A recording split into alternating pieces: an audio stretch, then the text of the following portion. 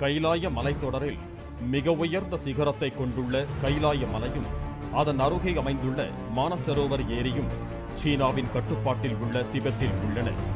இந்து ஆன்மீக மரபில் கைலாஷ் மானசரோவர் யாத்திரைக்கு தனி முக்கியத்துவம் உண்டு.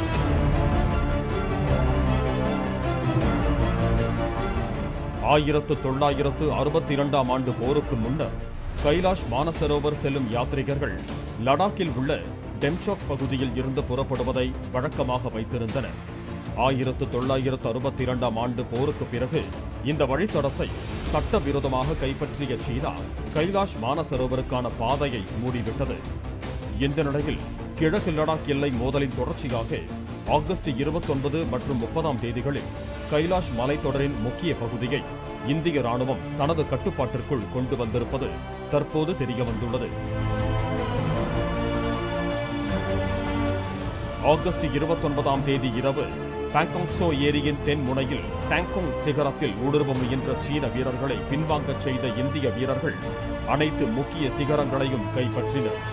இந்திய வீரர்கள் ஹரஹர மகாதேவா என்று முழக்கமிட்டபடியே இந்த மலைச் சிகரங்களை ஒவ்வொன்றாக கைப்பற்றி உள்ளனர்.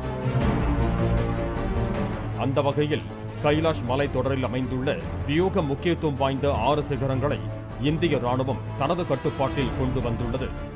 இந்த பகுதிகளின் மீது கண் வைத்து ஒவ்வொரு ஆண்டும் கைலாஷ் மானசரோவர் யாத்திரையை நிறுத்தப் போவதாக சீனா அச்சுறுத்தி வந்த நிலையில் கைலாஷ் மலைத்தொடர் பகுதியை இந்திய ராணுவம் கைப்பற்றி சீன ராணுவத்திற்கு அதிர்ச்சி அளித்துள்ளது.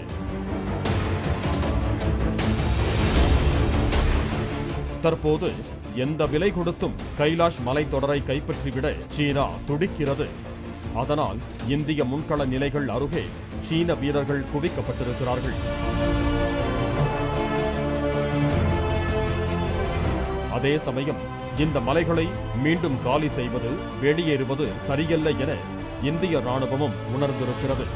இதனால்தான் இருதரப்பும் ஆயிரக்கணக்கான வீரர்களை சுடும் தூரத்தில் குவித்துள்ளதோடு டாங்குகள், பீரங்கிகள், ராக்கெட் லான்ச்சர்கள், கண்காணிப்பு ட்ரோன்கள் என களம் இறங்கியுள்ளன.